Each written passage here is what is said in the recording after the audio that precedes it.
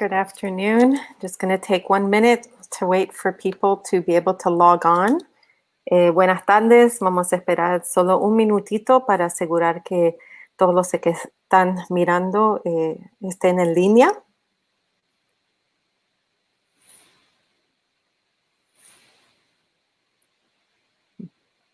Bueno.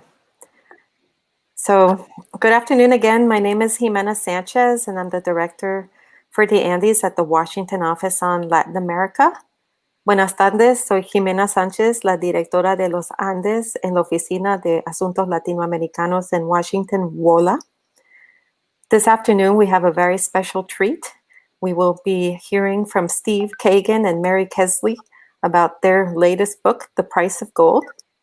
Esta tarde estamos muy contentos de estar aquí con el señor Steve Cagan y la señora Mary Kelsey, que acaban de lanzar su nuevo libro, El Precio del Oro. 4 years after signing the peace accord between the Colombian government and the Revolutionary Armed Forces of Colombia, a new era of conflict plagues the Pacific Department of Chocó. Illegal armed groups continue to viciously contest territorial control, inflicting violence and forcibly displacing Afro-Colombian and Vera communities. The groups are interested in controlling this very rich biodiverse area because of its minerals, including gold. Artisanal mining by Afro-Colombians has been a practice that's been done since the time Africans were enslaved and brought to the area to exploit the mines. However, this practice also ended up becoming part of Afro-descendants cosmology, and they do it in a way that preserves the environment and sustainable practices. Entonces, 4 años después de que se firmó el acuerdo de paz entre el gobierno de Colombia y las Fuerzas Armadas Revolucionarias de Colombia, una nueva época de conflicto se ve en el departamento del Pacífico de Chocó. Los grupos ilegales armados continúan peleándose el territorio para controlar la área, especialmente porque es un área muy biodiversa, con muchos minerales, incluyendo el oro. Esto tiene un efecto muy terrible sobre la población civil, incluyendo violencia y desplazamiento de afrocolombianos y comunidades en veras. Pero la práctica de el oro, especialmente hecho de forma artesanal, es una práctica que viene desde el tiempo de que los africanos fueron esclavizados y traídos a esta región del Pacífico para trabajar las minas. Y la práctica tradicional de los afrodescendientes es parte de su cosmología, que incluye la preservación y las prácticas sostenibles ambientales. In their new book today, we will hear from Steve Cagan and Mary Kelsey describe how these practices were changed once mechanized mining was introduced to Chocó. While traditional panning for gold minimally affects rivers and forests, mechanized machines and the use of toxic chemicals are creating grave environmental, health, and social damage. In their book, which we will hear from in a second, they present an in-depth view of Afro-Colombians' ancestral mining processes and how this cultural practice was integrated into their daily lives. And this has changed over time due to mechanized mining. They also will give us testimonials of persons who are fighting for the rights of these communities and for a sustainable environment.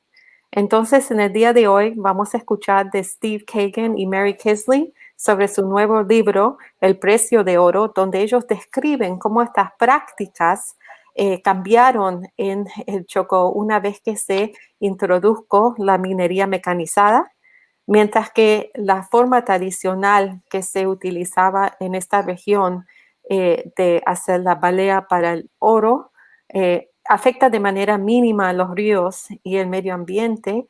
Lo que hemos visto que con las máquinas mecanizadas y el uso de químicos tóxicos, que ahora vemos problemas graves ambientales de salud y que está afectando la sociedad de esta área. En este libro, nuestros autores van a presentar cómo este proceso de minería artesanal evolucionó y cómo es una parte de la práctica cultural. Y también ellos van a hablar de cómo la mecanización de la minería ha cambiado estas comunidades y también testimonios de personas que están peleando hoy en día para los derechos de estas comunidades y su medio ambiente. So I'm going to introduce both of the people who will be speaking today, first in English and then in Spanish. First, we have Mary Kelsey, who is an artist who basically addresses the interface of cultural natural systems. Since the 1970s, she has exhibited and published drawings and paintings depicting the natural world. She has worked with imagery of human and natural worlds in tropical and subtropical regions and illustrated regional sustainability projects in Northeast Ohio, where she lives. She brought this experience that she has also to be able to draw attention to immigration issues, even doing illustrations of people in a detention center for the Southern Poverty Law Center. Mary has exhibited paintings in New York and other cities. She's also published drawings and paintings in many other fora in the US, Honduras, Guatemala, Colombia. She was awarded a Fulbright research grant to Costa Rica and has returned since then and become a cultural advisor to Honduras. She has taught in multiple places, including Syracuse University and the Laurel School in Cleveland. And she holds a BA in anthropology from Stanford and an MFA in painting from the School of the Museum of Fine Arts from Tufts University, Boston. En Spanish, el arte de Mary Kelsey expone la interacción entre los sistemas culturales con los naturales. Desde el año 1970, ella ha expuesto y publicado dibujos y pinturas que describen el mundo natural. Ella ha trabajado con imágenes del mundo humano y natural en regiones tropicales y subtropicales y ha ilustrado proyectos sobre sostenibilidad en el norte de Ohio, donde ella vive. Ella también ha documentado la situación de personas en centros de detención, hecho ilustraciones para el Centro de Derechos de la Pobreza del Sur. Ella es autora, es como artista, ha expuesto su obra en Nueva York y otras ciudades. También ella recibió una beca de Fulbright en Costa Rica, donde hizo un proyecto, y también ella ha regresado a Centroamérica para apoyar diferentes proyectos. Ella enseña y ha enseñado en varias diferentes entidades como la Universidad de Syracuse y la Escuela de Laurel en Cleveland, y tiene un BA en antropología de Stanford y MFA de el Tufts University. Along with Mary, we have Steve Cagan, who has been working closely with the Catholic Diocese of Quibdó, which is also one of WOLA's partners, and the Federation of Afro-Colombian and Indigenous Communities, and Colombia International NGOs in the Chocó since the year 2003. His photographs and writing on issues facing the communities there have been exhibited and widely used in publications on social and environmental consequences of gold mining on 4 continents. Since the mid-1970s, he has been practicing what he prefers to call activist photography. He's most concerned with exploring strength and dignity in everyday struggles of grassroots people resisting pressures and problems, and he also lives in Cleveland, Ohio. Some of his major projects have included looking at the Ohio factory closing, the effects of U.S. war in Indochina, the impact of the U.S.-sponsored Contra war in Nicaragua, among others. He's gotten several major awards, including 2 Fulbright fellowships, and he has taught at the Mason Gross School of the Arts in Rutgers University from 85 to 93, where in 1991 he was named the Teacher of the Year. So, en español, desde el año 2003, Steve Cagan ha estado trabajando muy estrechamente con la Diócesis Católica de Quibdó, un aliado muy cercano a WOLA, y con organizaciones de comunidades afrocolombianas indígenas y varias ONG, tanto colombianas como internacionales. Sus fotos y escritos son relacionados acerca de los asuntos que las comunidades se enfrenten como en el día a día, y también cómo las consecuencias ambientales y sociales de la minería han afectado diferentes comunidades en 4 continentes. Desde el 1970, él ha venido fotografiando y exponiendo su obra en un formato al que llama como estilo documental activista. Es así que él se prefiere definir. Se preocupa mucho por explorar la fortaleza y dignidad de las luchas cotidianas de la gente de las bases que resisten presiones y atropellos, y vive como Mary en Ohio. Él ha hecho muchos proyectos importantes, como mirando el tema del cierre de fábricas en Ohio, el impacto de la guerra patrocinada por los Estados Unidos en Indochina, en Nicaragua y en otras partes. Y ha recibido muchas distinciones, incluyendo 2 becas Fulbright y varias otras becas. Y ha sido profesor de fotografía en la Universidad de Rutgers. También fue nombrado, ganó el premio Libro del Año por la Asociación de los Humanistas. Y bueno, yo creo que eso te da un poco una idea general de la situación de ellos. For us at WOLA, it's really a great pleasure to have the 2 of you here with us today. As you know, we've been watching and following the Choco for decades now. It's a region that we care immensely about, but we also know it's a very complicated region and a region that very few people actually get to see.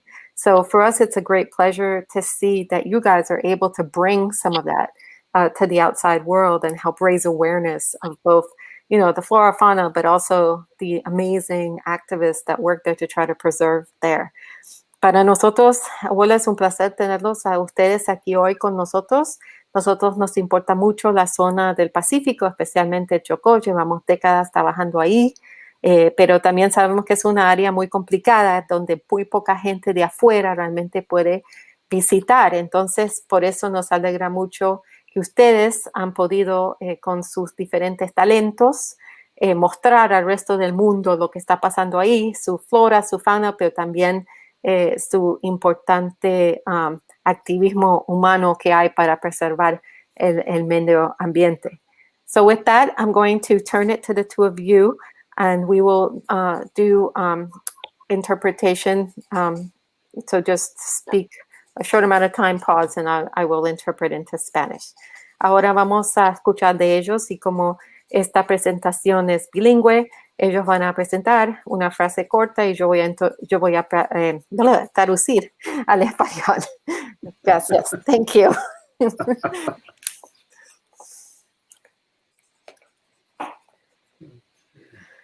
Okay, I'm going to start with just a couple of things about gold, background.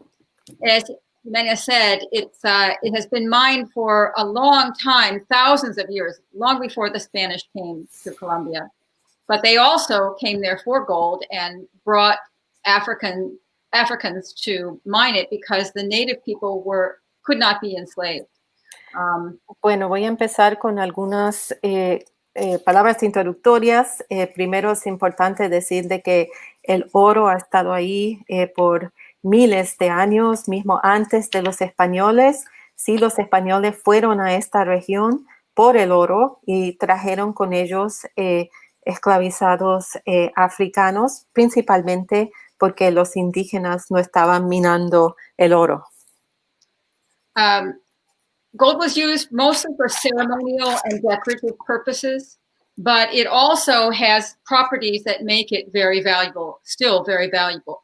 It is non-reactive. It does not corrode. It's easily workable. It's portable, and it is a highly efficient conductor of electricity. Bueno, el oro, aparte de que se ha utilizado por razones de ceremonias, también tiene varias propiedades que lo hace muy lucrativo. Por ejemplo, no reacciona, no se puede hacer corrosivo, es portable y es fácil poder moldearlo. About half of the gold that is mined goes to jewelry, and most of that to China and India.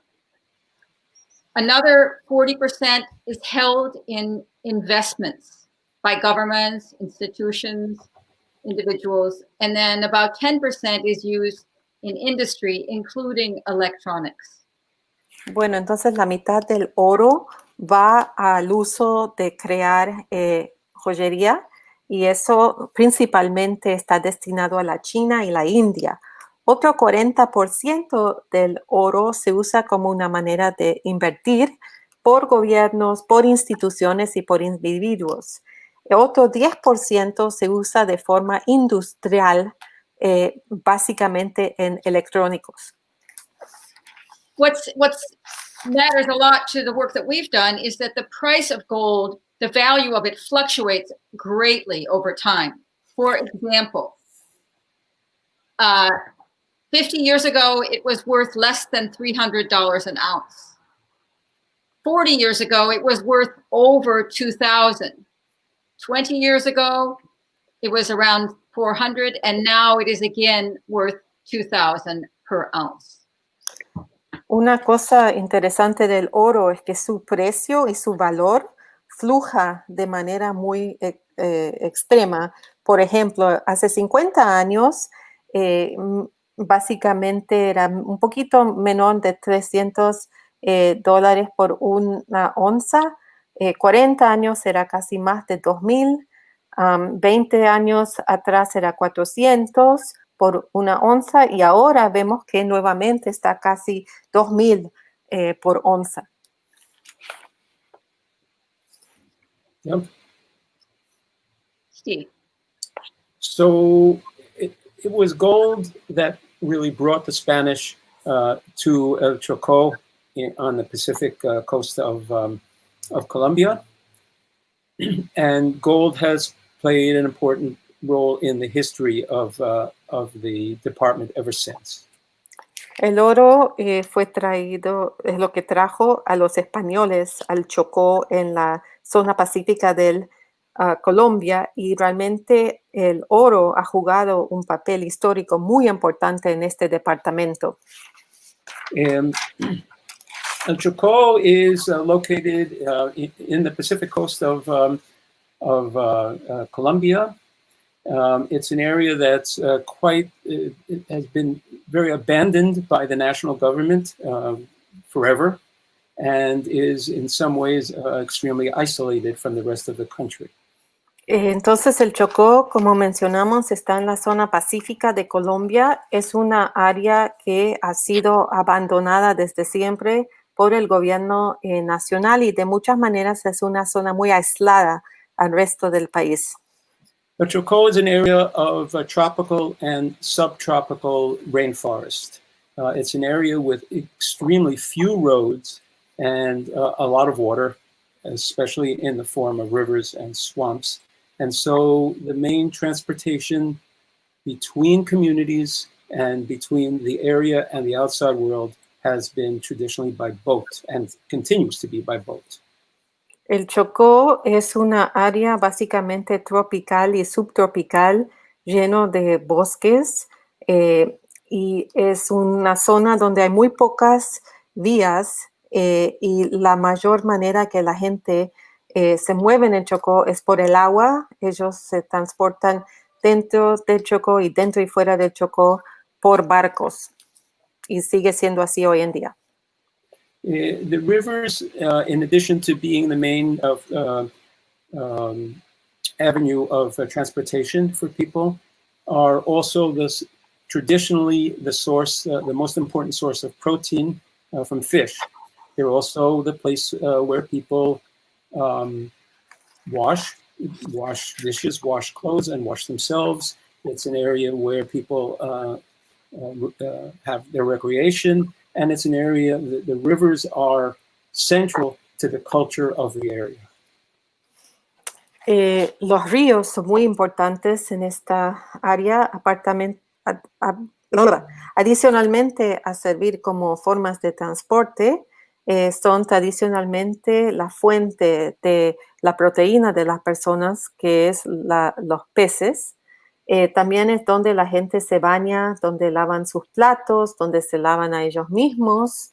y realmente es la área donde pasa la mayoría de la vida, incluyendo el recreo de las personas. El Chocó has about 500,000 people.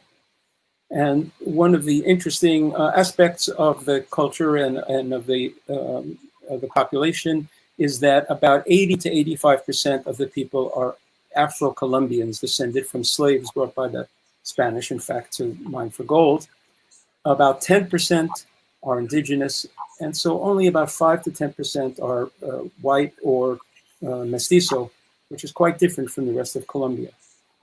El Chocó tiene la mitad de 1 millón de personas, tiene un aspecto cultural muy interesante porque 80-85% de sus habitantes son afrocolombianos, que son los descendientes de los esclavos africanos que fueron traídos por España. 10% son indígenas y 5 a 10% son, como se identificarían, blanco o mestizo. Esto es muy diferente al resto del Colombia. This population, primarily Afro-Colombian and Indigenous, has lived for 500 years for the Afro-Colombian population, and for thousands of years in relatively small, quite small communities along the shores of the rivers and along the shores of the swamps. Estas comunidades que estamos mencionando, por ejemplo, los afrocolombianos llevan más de 500 años viviendo en esas comunidades, mientras que los indígenas, se puede decir, 1000 o más años en estas zonas. The traditional communities in El Choco have an economy mostly based on agriculture, both Afro-Colombian and indigenous people. They grow rice, they grow plantains, bananas, yucca, various kinds of fruits, sugarcane. So most of what they eat, they grow. And in addition to that, they have some things that they do artisanally, like they make dugout canoes, they make baskets, they make other artisanal objects, and they also pan for gold as a side activity. All of these little artisanal activities bring in some cash that they use for things that they want to buy and that they can't easily make.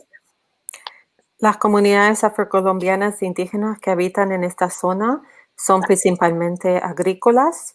Ellos crecen arroz, crecen plátanos, crecen banano, crecen yuca, diferentes frutas. También cultivan azúcar de caña. Básicamente todo lo que ellos comen es lo que ellos han crecido ahí. Adicionalmente tienen algunas prácticas artesanales, como canoas hechos de árboles y otro tipo de cosas. Y lo de oro principalmente ha sido con la batea, sacando el oro desde el agua. Lo poco tal vez que ganan de algunos de estos productos lo usan para comprar las otras cosas que necesitan. So the gold comes down from the Andes. If you remember the map, the Andes are to the east, and the gold washes down into the rivers. And because gold flakes are lighter than sand, they can be found on the edges or in the bottom of the river. Here are some women going to pan using traditional wooden pans to get the gold. And they wash it. You can see on the left that there in the bottom of that pan, there's some dark stuff called tagua, in which if the gold is there, you will see it, little gold flakes. So it's a skill that they use, and they work in streams or on the edges of rivers. Entonces el oro viene desde las montañas de los Andes. Básicamente, si uno mira el mapa, es al oeste de donde estamos hablando, y el oro viene hacia abajo. Se ve principalmente en las áreas de los costados de los ríos, y utilizan estas diferentes cosas para platos, diría, de madera para poder batear el oro. lo lavan ahí en la zona que se ve ahí en esa foto oscuro que se llama tagua, es donde se puede ver si hay pedacitos de oro que son a veces más livianos que la arena. Y realmente es algo que tarda tiempo en entender cómo hacer. And another way that they can get the gold is by washing it in a sluice. This is called a matraca. And they carry that, they take the legs off and carry the whole thing down to the river and then put some sand in it and wash it. There's a burlap mat at the bottom that catches the gold flakes when the sand goes on through. And often whole families will work with one matraca. Otra manera que ellos adquieren el oro es utilizando un método que se llama lavar el oro usando una matraca, que básicamente le sacan las piernas y lo usan ahí para agarrar pedazos de arena y lavar la arena. El oro que logran sacar de eso lo terminan poniendo en una bolsa y muchas veces esta actividad incluye todos los miembros de la familia. So another technique is to divert a stream and dig the sides of it out so that you can lay the matraca in the bottom and the water naturally just washes over it and then you can pick up the mat and get any gold that way. Otra técnica que utilizan es que básicamente van a un punto de un río y hacen que el agua pase por la matraca, la ponen ahí abajo y con la matraca ahí empiezan a coleccionar el oro. So what Mary has been describing is the traditional artisanal way of mining for gold, which was an economic complement to the farming, hunting, and fishing that the people did for centuries or for thousands of years in the case of the indigenous communities. Entonces lo que Mary acaba de describir es la forma tradicional y forma ecológica de poder sacar el oro, que se hacía como complemento a otras prácticas como agrícolas, como la caza, como la pesca, y básicamente es una práctica que para los afrocolombianos tiene como 500 años, pero para los indígenas tiene como 1000 años. But in the late 1980s and the early 1990s, things started to change with the arrival of motorized pumps, motobombas. Pero estas cosas cambiaron en los años 1980-90 cuando llegaron las motobombas. The changes were in two areas. In the first place, the motobombas would produce much more gold. They'd be able to wash much more dirt. And of course, they didn't have to be in the river. They could be near the river or even quite a ways inland. Entonces, una manera que las motobombas cambiaron la práctica es que ellos podían con la motobomba lavar mucho más tierra. Entonces, además, no tendrían que estar exactamente dentro del río, pero podían estar cerca del río o hasta un poquito más lejos del río. But this meant they could get more gold, but the cost of getting more gold was to spend much more time working in the mine. And this is the point at which people start to abandon their farms, abandon their fishing, abandon the traditional artisanal and cultural economic activities and social activities. El precio de utilizar las motobombas donde se podría conseguir más oro era que tenían que pasar más tiempo haciéndolo. Entonces es ahí donde empezamos a ver que personas empezaron a dejar lo agrícola, dejar la pesca, dejar otras formas tradicionales artesanales, y esto empezó a cambiar la economía, pero también la vida social de las personas. And people have described to us how at this point, a little bit of the social solidarity within the communities started to break down as some people had much more money than other people did because they had much more gold. También hay personas que nos relatan que cuando se empezó a hacer esta práctica se rompió un poco las herramientas solidarias de la comunidad porque empezamos a ver alguna gente con más oro que otros. And finally, the motobombas started to have a much deeper impact and a much more destructive impact on the environment than the traditional artisanal mining did.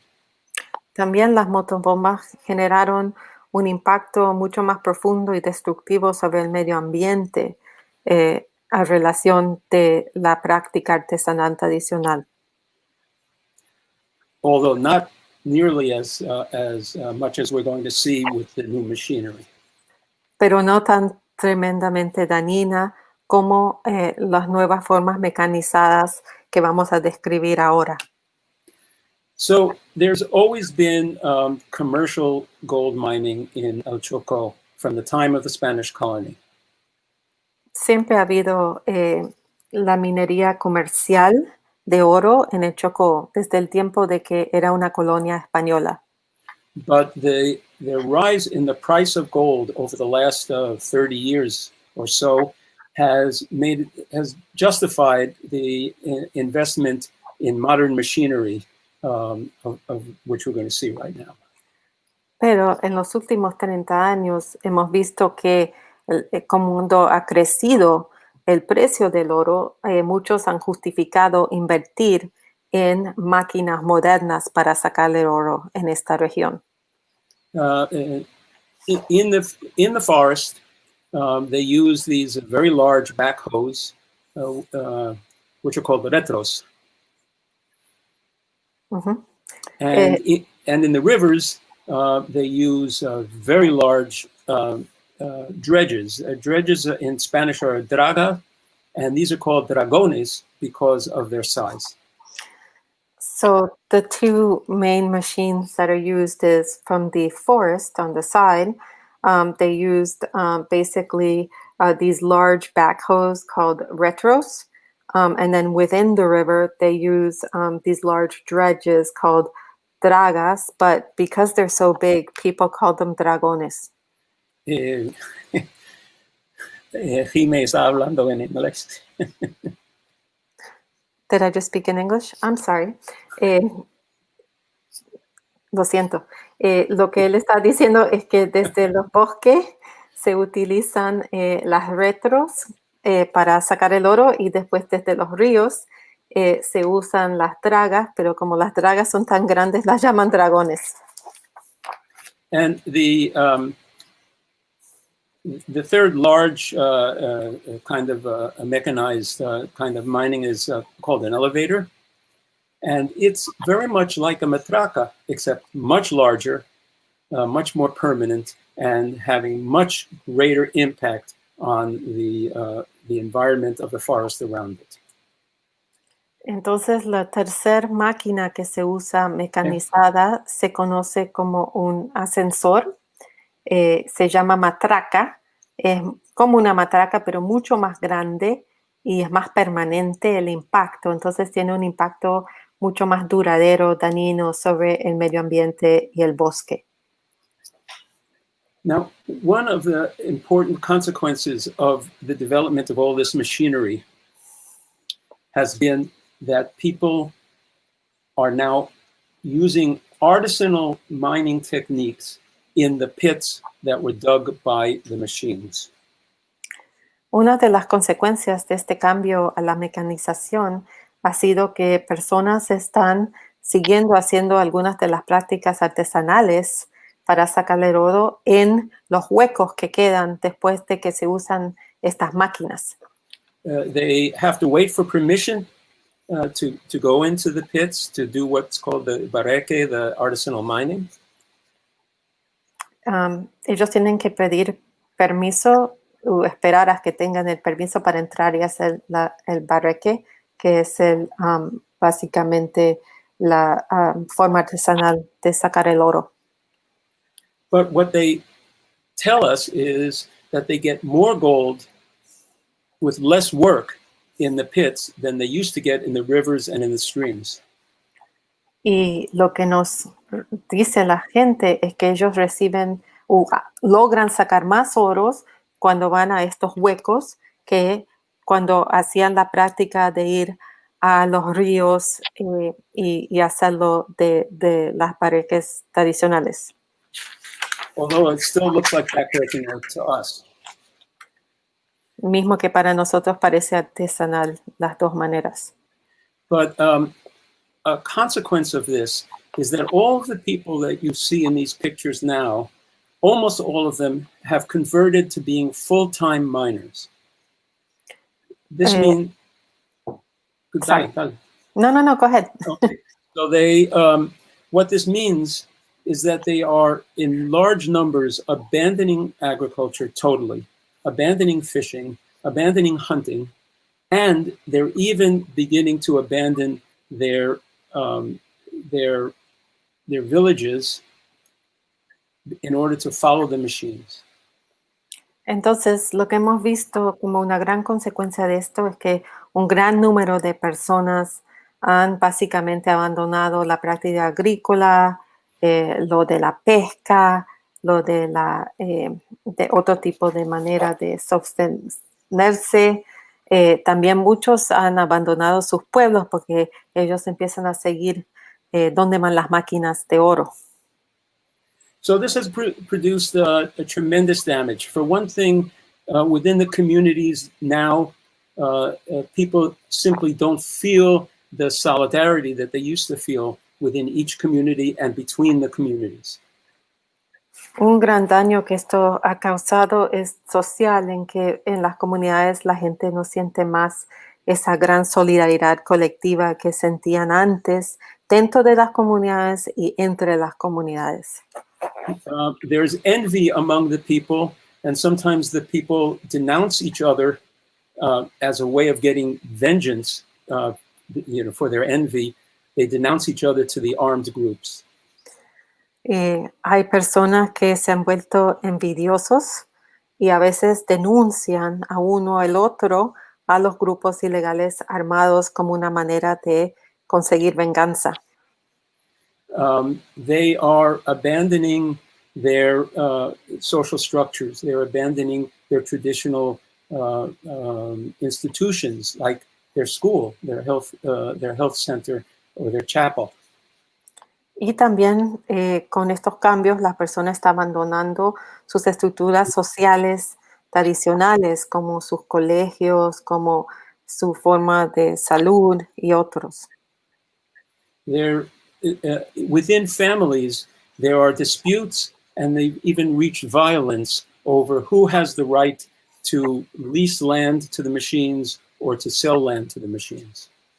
También hemos visto algunas disputas intrafamiliares dentro de familias porque ha habido peleas sobre quién tiene el derecho a dejar que se utilice parte o no de la tierra de ellos para las máquinas. In addition, there have been health problems. For instance, the dragas that work in the river leave these bays in the river. These never empty out, they never wash out completely, and they become nurseries for mosquitoes. And so the malaria rate has gone up tremendously in this area. También hemos visto algunos costos ambientales, por ejemplo, las máquinas una vez que dejan la área, como vemos aquí a la izquierda, dejan como un agua que no puede salirse de esa área, entonces eso hace que crezcan los mosquitos y vemos que han habido aumentos de malaria en la región. In addition, of course, because the machines use mercury to purify the gold, there have been a tremendous rise, particularly in the towns, of heavy metal poisoning among the people. También porque las máquinas utilizan el mercurio para poder agluminar el oro. Hemos visto alto número de intoxicaciones en los pueblos de este tipo de metal tóxico. In addition, there have been tremendous damages to the environment, which is the natural environment that has sheltered the cultures of the people for centuries and for millennia. También Here, hemos visto un daño muy grande ambiental y este es el mismo ambiente que ha sido como la cuna de esta cultura por la milenio. here you can see an area. This is an area of a mine, right? We don't know exactly how many of these there are in the forest of El Choco, but the last we heard was that there were 800 of them. They work for a couple of years, and then they're abandoned, and another one is created. So really, in the last 20 years, thousands of these have been created, and they threaten the very existence of the forest. Esta foto que vemos aquí es un ejemplo de una mina creada por esta actividad. No sabemos exactamente cuántas de estas hay en el Chocó, pero se estima que por lo menos 800. Estas son áreas que básicamente son utilizadas por varios años y después son abandonadas y el trabajo se va a otras áreas. Entonces nosotros pensamos que en los últimos 20 años seguramente hay por lo menos 1000 de estas áreas. Now, the damage in the rivers is, if anything, even more dramatic. Es aún más dramático el daño que se le ha hecho a los ríos.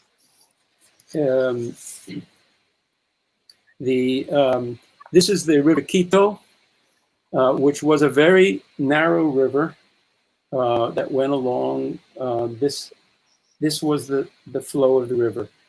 This river should be forest all the way to the edges, but instead this has all been created by the dredges, and the consequence is that the floor of the rivers has become smooth.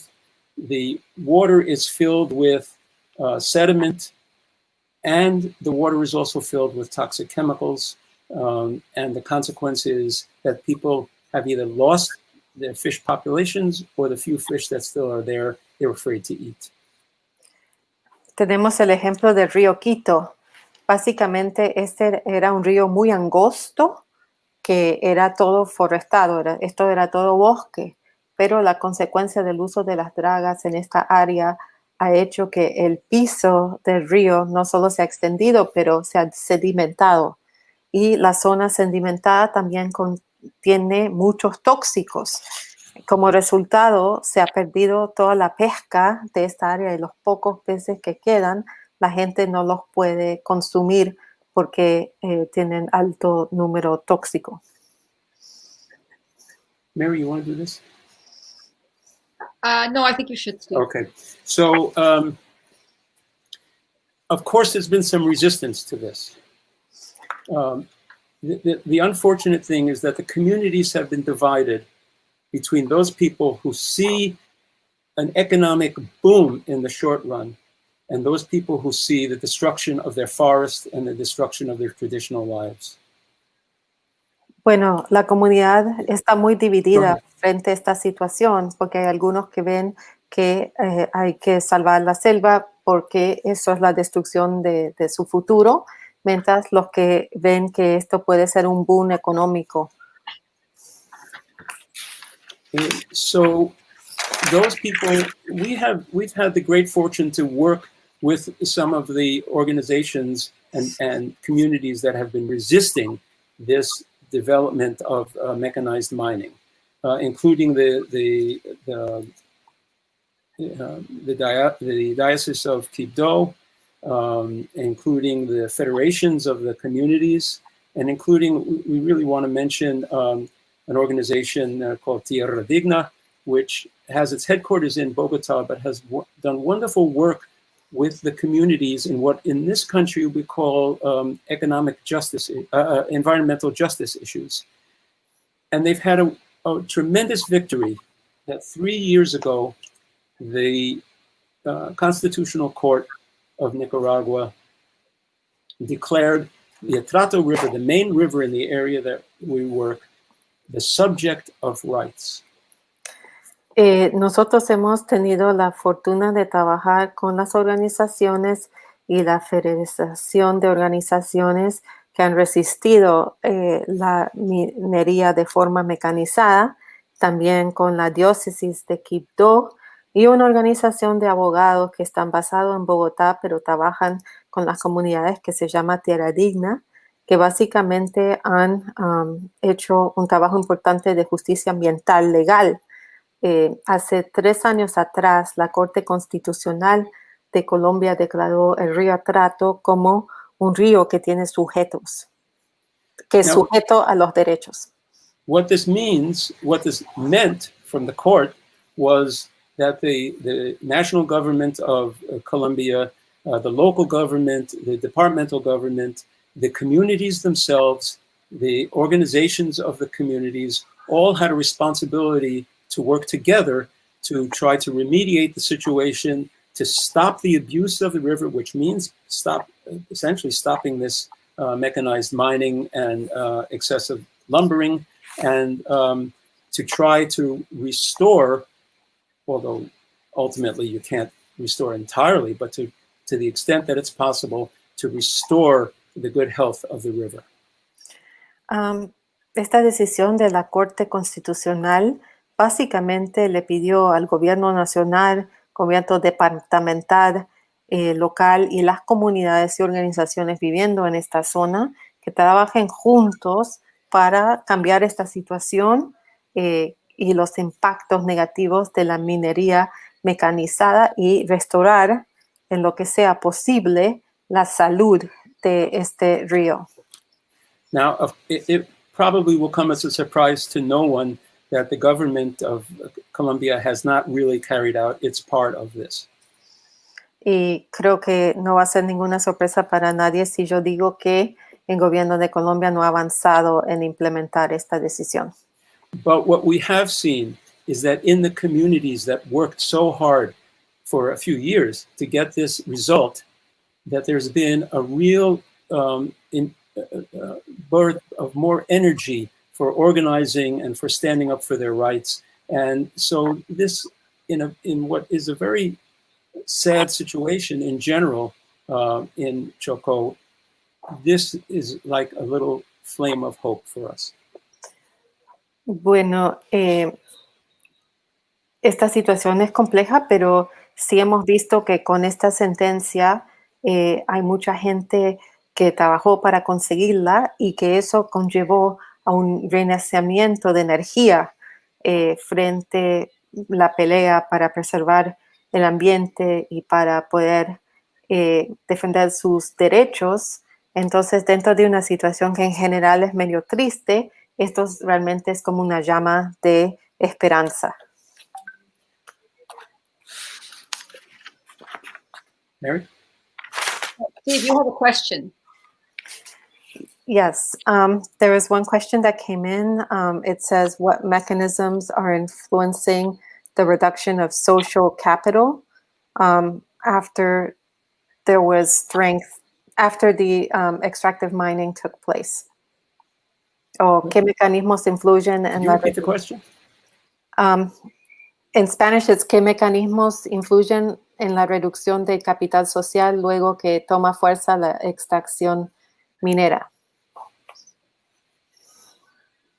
So I didn't quite hear the question. I'm sorry. Okay, it says, what mechanisms influence the reduction of social capital after you've seen mining extraction take hold? I guess that would be the best way to translate it. But perhaps one thing that you could answer is what you think that we all should be doing about this. Adicionalmente, si puede comentar qué piensan que podemos hacer todos nosotros para ayudar en esta situación.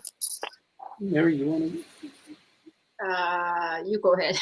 Okay, well, the most important thing, the first step is really to educate ourselves about what's going on. It's really important to understand that we created this book, and we're very happy that a physical book in Spanish is about to be printed in Colombia. That we created this book in collaboration with the organizations of the communities, and we created the book in order for it to be a tool in the campaigns of these organizations. And the tool that we hope it provides is a source of both factual, historical, and also cultural education about what's going on. And that's the very first step. Okay. ¿Qué se puede hacer? Pensamos que el primer paso es educarse frente a lo que está pasando ahí.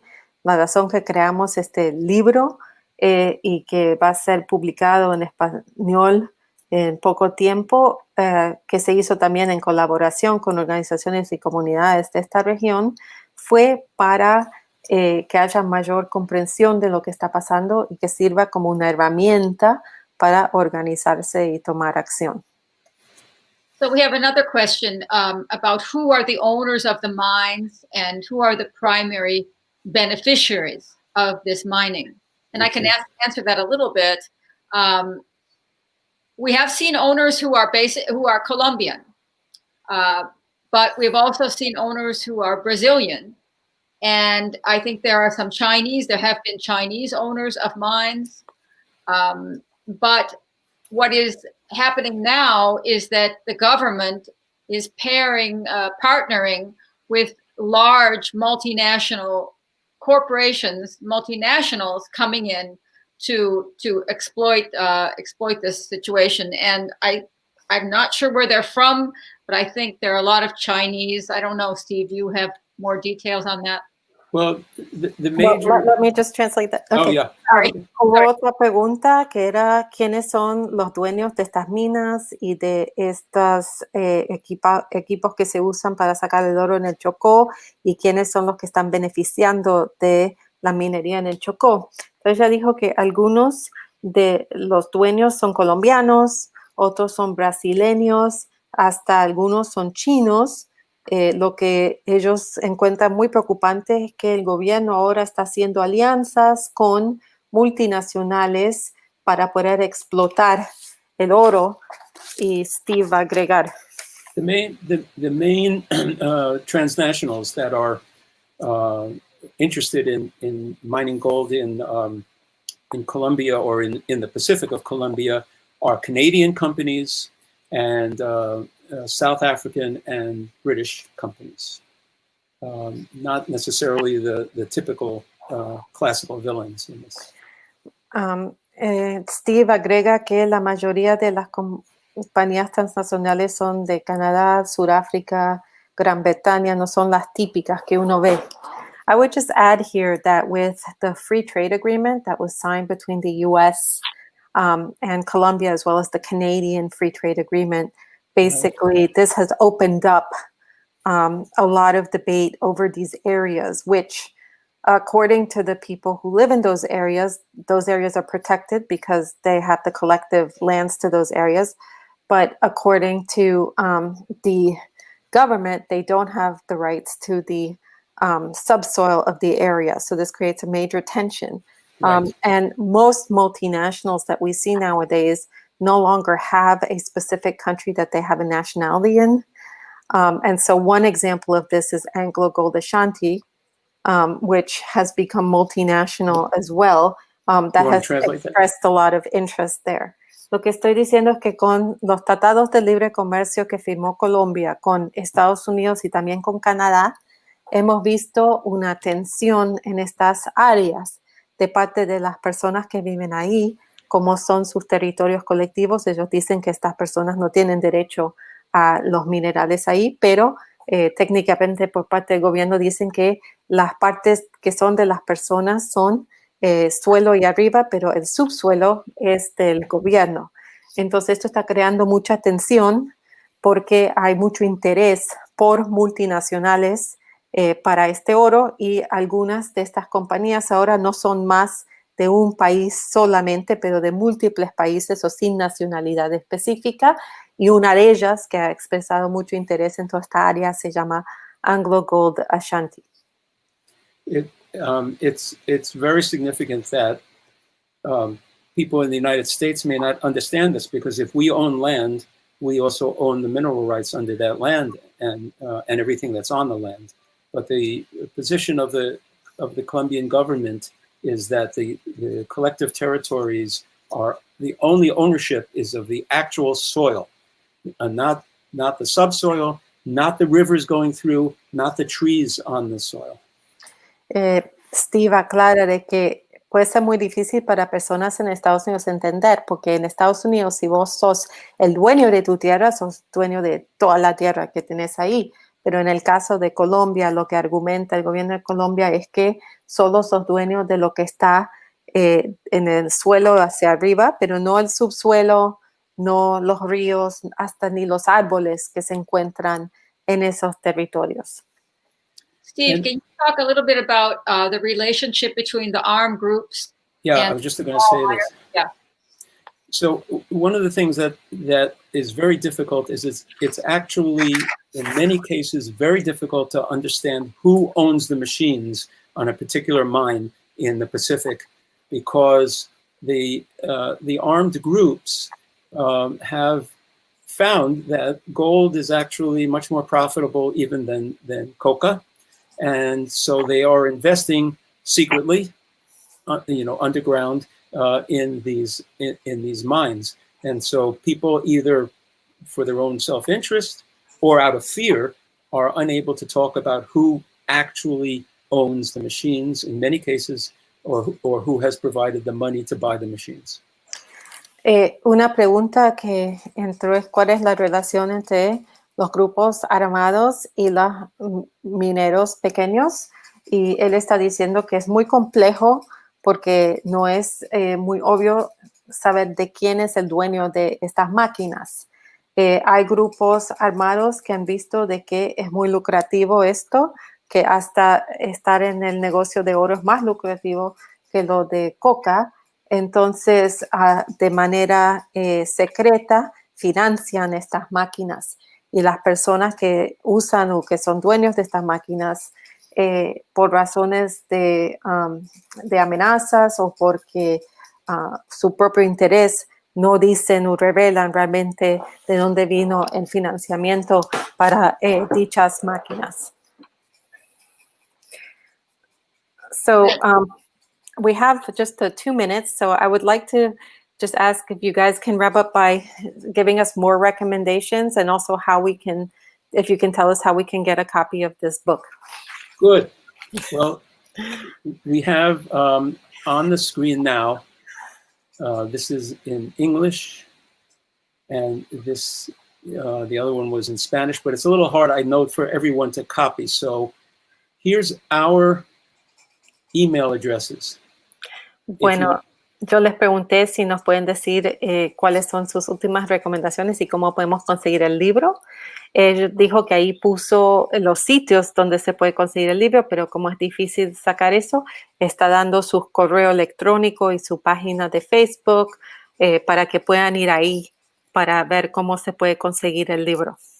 Right. If anybody sends us a note, we will respond immediately with information about how to get the book.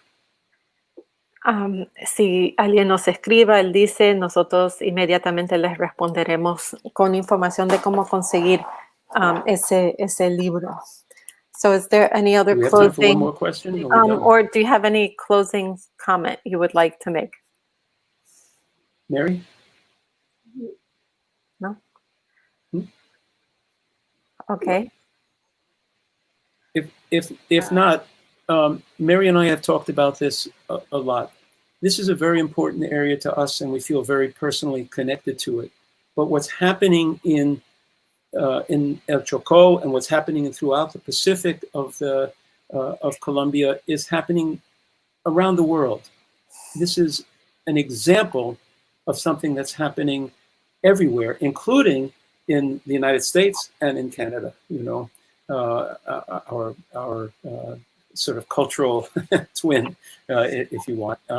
And so we think it's really important to see, for people to try to see the connection between environmental issues, global really imperialism, and the racist exploitation of people in these areas. So racial justice and environmental justice and international equality and the struggle for peace all have to be connected, or none of them is going to be successful.